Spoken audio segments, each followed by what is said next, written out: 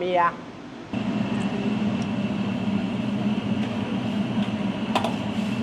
အားလုံးပဲမင်္ဂလာပါခင်ဗျာကျွန်တော်အောင်ဝေဖြိုးပါကျွန်တော်ကဒီနေ့အင်ရှင်မတယောက်ကတောင်းဆိုထားတယ်တာတာမီမီလေးတွေအတွက်12မျိုးဟင်းဂျိုလိုဟင်းရည်တစ်မျိုးကိုချက်ပြပေးမှာဖြစ်ပါတယ်ဒီဗီဒီယိုလေးကတော့တာတာမီမီလေးတွေအတွက်ပါကြည့်အောင်တာတာမီမီလေးတွေအတွက်ဟင်းရည်ချက်ဖို့ကကျွန်တော်ဒီလိုလေးပြင်ဆင်ထားတယ်မီဆန်ပလက်စက်သားလေးနည်းနည်းပါမယ်ဗျာ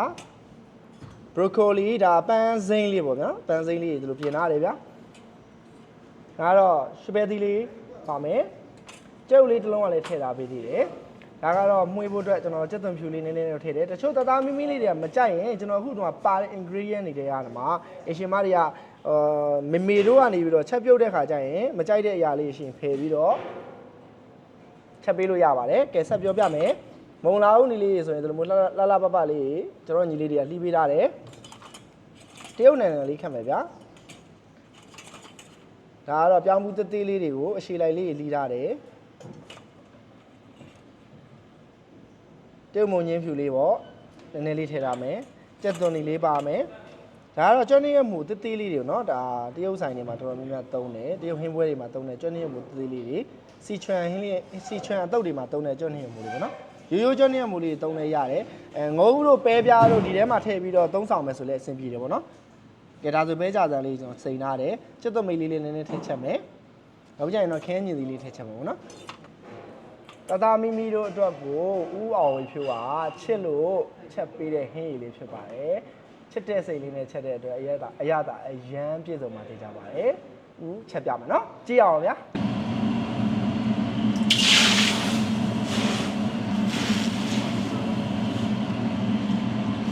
ကျွန်တော်ဟင်းညိုတပွဲချက်ဖို့ဆိုကျွန်တော်ဇွန်းခွက်ပေါ့နော်3ခွက်သုံးဖို့4ခွက်ကြားထဲမှာအများဆုံးသုံးတာများတယ်တချို့ကြလည်းဘိုးကြီးကြီးသလိုပေါ့နော်ချိန်ကြတာပေါ့သူတို့ရဲ့ထွက်တဲ့ဘိုးတွေနဲ့ပတ်သက်ပြီးတော့ရောက်ခွက်3ခွက်လား5ခွက်လားဆိုရယ် skill ကိုကျွန်တော်တို့ချိန်တာတော်တော်များပါတယ်ကဲပထမဦးဆုံးဗာလေးထည့်မလဲဆိုတော့ချက်သွန်ဖြူလေးဟင်းပြက်ကောင်းပြက်ထားတယ်တပြားရိုက်ထားတဲ့ချက်သွန်ဖြူလေးကိုထည့်မယ်ဒီမှာဆိုရင်တော့ချက်ပြုတ်ရည်တွေပါသုံးရင်တော့ပိုကောင်းတာပေါ့နော်ချက်အယိုးကိုပြုတ်ထားတဲ့ချက်ပြုတ်ရည်တွေပါသုံးရင်ပိုကောင်းတယ်ကျွန်တော်တော့မသုံးတော့ဘူးမိဖို့ကြောင့်မစသေးတော့ကျွန်တော်တို့ကချက်ပြုတ်ရည် ready မရှိသေးဘူးเนาะကဲဒီချက်သွန်ဖြူလေးထည့်ထားပွားရင်ချက်သားလေးပေါ့နော်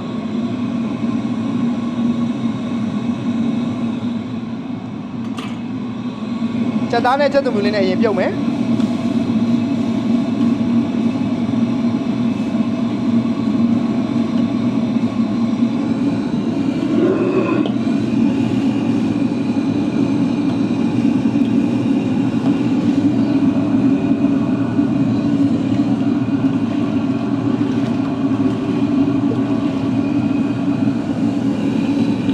ညစ်ကြေးတက်လာတယ်ဒီလိုအမြုပ်တွေရှိရင်ခက်ထုတ်မယ်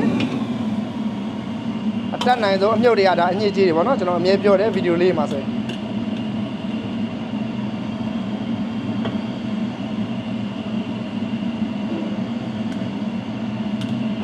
ကဲဒါဆိုရင်စက်သားလေးလည်းချက်ပြီးစက်သွန်ဖြူနဲ့လေးကလည်းမှုေးနေပြီ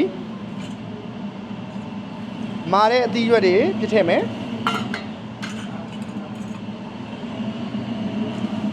ဟင်းချက်မဲ့ဝါသနာရှင်တွေဆိုရင်တော့ဟင်းချက်တဲ့အခါတိုင်းမှာမာတဲ့အသားငါအသီးရွက်ကိုအရင်ဆုံးချက်ကြတာများပါတော့ဒါအကျမ်းမြင်းလေးမှတ်ထားလို့ရပါတယ်ကဲပဲကြစံလေးကျွန်းနေမှုလေးထည့်မယ်ချက်သွန်နီနဲ့တရုတ်မုံညင်းနဲ့ထည့်မယ်ခန်းကြီးသီးလေးထည့်မယ်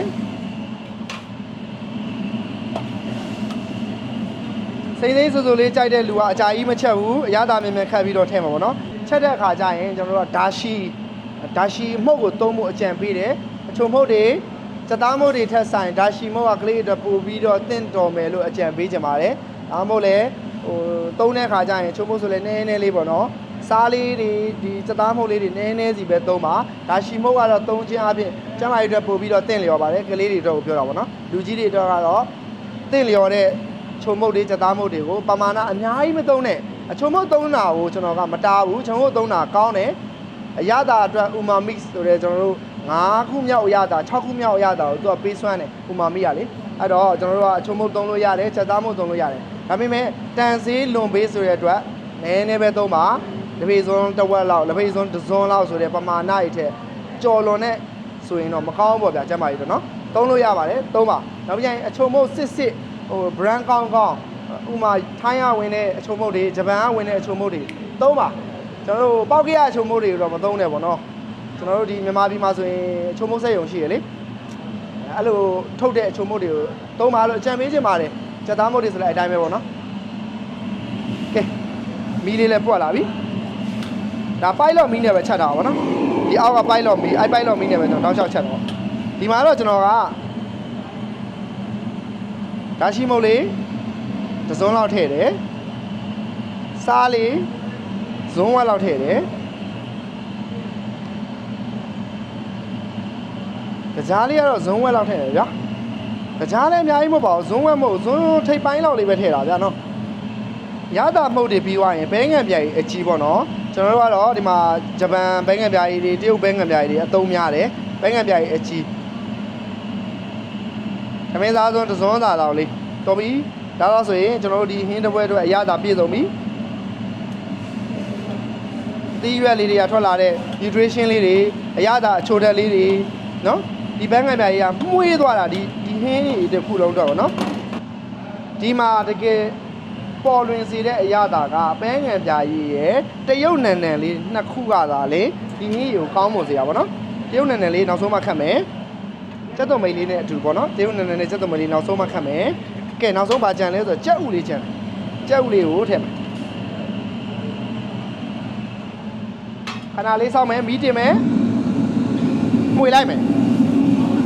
တော်ပြီ2ချက်3ချက်လောက်မှုေလိုက်တဲ့အရာတာလေးကြက်ဥလေးရဲ့တက်ချာ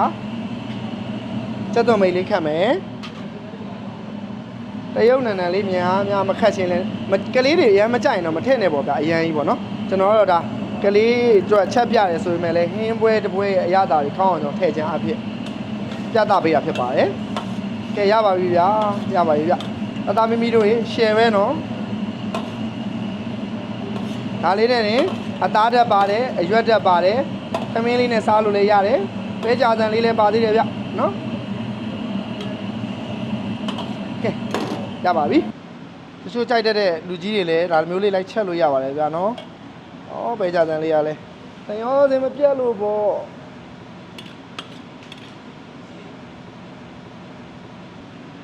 ဒါကလေးတွေရောလူကြီးတွေရောဖိုးဖွားတွေရောအတွက်ဆိုရင်တော့ကျွန်တော်တို့1990ခုနှစ်လောက်ကဟင်းလျာဖြစ်တဲ့12မျိုးဟင်းကြိုပုံစံလေးကိုအခြေခံပြီးတော့ချက်ပြပေးတာဖြစ်ပါတယ်အသားဓာတ်လေးလည်းပါတယ်ဗျာဒီထဲမှာပဲပြားတွေပါတယ်ဆိုတော့ protein ဓာတ်ကိုပေးတယ်ပဲကငုံတို့ပါလို့ဆိုလဲ protein ဓာတ်လေးရတာပေါ့နော် share ပါပဲဗျာ share ပါ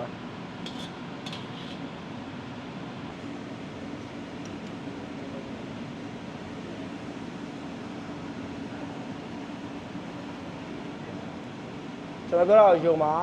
ဒီထဲမှာပဲငှက်ပြရဲ့အနံ့ရယ်တရုတ်နယ်နဲ့အနံ့ရလုံးဝအသက်ပါအနံ့ကမမီးရဖြစ်နေပါတယ်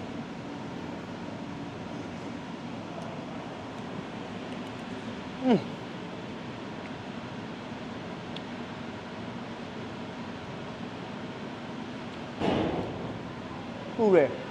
စားရခါကျရင်တတိထားအောင်နော်အရေးကလုံးဝအသက်ဒီအရေးအရသာကကလေးလေးတွေမဟုတ်လူကြီးတွေပါကြိုက်မယ်လို့ကျွန်တော်အာမခံပါတယ်ရဲအာမခံပါတယ်စားကြည့်ပါမမမီးရပါကျွန်တော်နောက်ထပ်စိတ်ဝင်စားစရာကောင်းတဲ့ဗီဒီယိုနဲ့ပြန်တွေ့ပါမယ်အားလုံးပဲတက်တော့ပါဗျာ